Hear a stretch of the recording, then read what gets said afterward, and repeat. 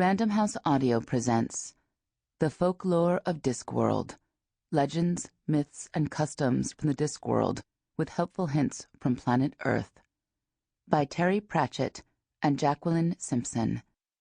Read for you by Michael Fenton Stevens. Introduction by Terry Pratchett. A number of things conspired to cause this book to be written. There was the time when I was in a car with several other grown-up, literate people, and we passed a sign to the village of Great Dunmow in Essex. I said aloud, "Oh yes, home of the Dunmow flitch." They had not heard of it. Yet for centuries a married man could go to that village on a Whit Monday and claim the prize of a flitch, or side of bacon, if he could swear that he and his wife had not quarrelled, even once, during the past year, and that he had never wished he was a bachelor again. Back in the late 50s and early 60s, the flitch ceremony used to be televised, for heaven's sake. Not long after this, I did a book signing on the south coast, when I took the opportunity to ask practically every person in the queue to say the magpie rhyme. I was doing research for Carpe Jugulum. Every single one of them recited, with greater or lesser accuracy, the version of the rhyme that used to herald the beginning of the 1960s and 70s children's TV programme Magpie.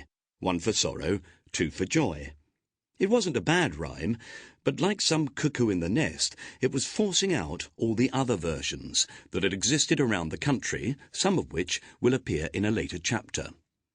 Then a distinguished-looking lady was in front of me with a book, and I asked her, with some inexpressible hope in my heart, how many versions of the magpie rhyme she knew. After a moment's thought, she said, "About 19.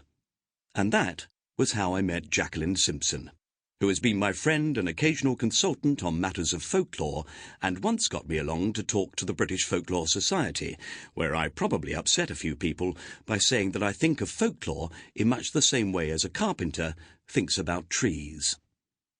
Some of the things in this book may well be familiar, and you will say, "But everybody knows this." But the Discworld series, which on many occasions borrows from folklore and mythology, twisting and tangling it on the way, must be the most annotated series of modern books in existence. And one thing I have learned is this: not many people know the things which everyone knows. But there are some things we shouldn't forget, and mostly they add up to where we came from and how we got here, and the stories we told ourselves on the way. But folklore isn't only about the past. It grows, flowers, and seeds every day because of our innate desire to control our world by means of satisfying narratives. I used to live a short distance away from a standing stone which, at full moon and/or Midsummer's Eve, would dance around its field at night, incidentally leaving unguarded a pot of gold which, in theory, was available to anyone who dared to seize it and could run faster than a stone. I went to see it by daylight early on, but for some reason I never found the time to make the short nocturnal journey and check on its dancing abilities. I now realize this was out of fear. I feared that, like so many stones I have met, it would fail to dance. There was a small part of me that wanted the world to be a place where, despite planning officers and EU directives and policemen, a stone might dance. And somewhere there, I think, is the instinct for folklore. There should be a place where a stone dances. For those who feel the same way, we've included a short reading list, in theory, for those readers who would like to know more, but also because people who love books always want to recommend them to other people, at the least excuse. Introduction by Jacqueline Simpson. Ah, yes, I remember it well, that book signing on the south coast. A misty, moisty November evening in 1997, a long queue inching its way towards a very impressive black hat, the eager voice demanding, "Tell me everything you know about magpies." A little ahead of me in the queue, one woman had been explaining to all and sundry as we waited that it was for her nephew, not herself, that she wanted a signed copy of Jingo. She herself never ever read novels of any kind, let alone fantasy fiction. "I only want facts. What's the point of reading about things that aren't real? As for a world flying through space on a turtle—" Her voice died out in a splutter of indignation, and the combined arguments of a dozen Discworld readers couldn't budge her 1 inch. I was not surprised to learn what her job was. She was an accountant, which is to say, very nearly an auditor of reality. Give her a small grey robe with a cowl, and she would find a perfect niche on the disc.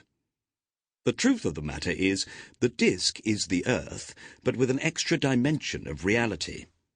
On the Discworld, things that on Earth are creatures of the imagination, but sometimes quite powerful even so, are alive, and in some cases, kicking. Sometimes we recognize them at once. Is there anyone who doesn't know a dragon when they meet one? Sometimes we simply feel that something is deeply familiar and completely right, but we have no idea why. Hours, days, or weeks later, we may find the key when the rich soil that accumulates at the back of the mind suddenly yields the fruit of memory. Then we realize that the key to the familiarity lies in folklore. Whatever is folklore on Earth finds its mirror in the reality of the disc. Of course, it's perfectly natural that Mrs. Gogol's house moves about on 4 large duck feet, because Baba Yaga's hut spins around on chicken legs in the forests of Russia. Of course, the Knack McFeagle are pixies, not pixies, because of stories the Scots told about Picts. Of course, there's an ancient king sleeping in a cavern deep under a mountain in Lancre, because that's what King Arthur does in England and Scotland, and the Emperor Barbarossa in Germany. We've known about such things for ages, even if we called them fairy tales, myths and folklore. Now that we're on the disc, they are real, and we feel quite at home. Well then, what is the folklore of Earth, and more specifically, of British tradition? It's the sum total of all those things people know without ever having been officially taught about them, all those stories and images which drift around with no apparent source, all those funny little customs people follow simply because everyone has always done them, and usually it's fun. If we were bookish children, we may remember precisely when we first discovered some of them. Terry still has the copy of Brewer's Dictionary of Phrase and Fable, which he bought second-hand when he was 12 years old, and read from end to end. It cost him 10 and 6. OK, 50p. About 3 weeks' pocket money. I remember the hot summer day I spent sitting against a haystack, aged 13, and embarking for the first time on the genuine, full-length tales of King Arthur and his knights, as written by Sir Thomas Malory in the 1460s, funny spellings and weird words included.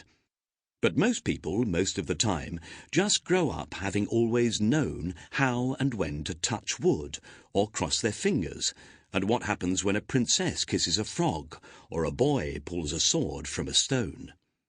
They take for granted that there will be pancakes on Shrove Tuesday, pumpkins and scary costumes at Halloween, bonfires on Guy Fawkes Night, mince pies at Christmas. Non-British listeners, please adjust to fit your own traditional foods and calendars.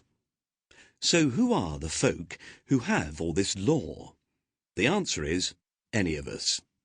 It's a mistake to think that the only folklore worthy of the name is what you get by finding the oldest crone in the dirtiest cottage, in the poorest village in the remotest mountain valley, and cross-examining her on her deathbed.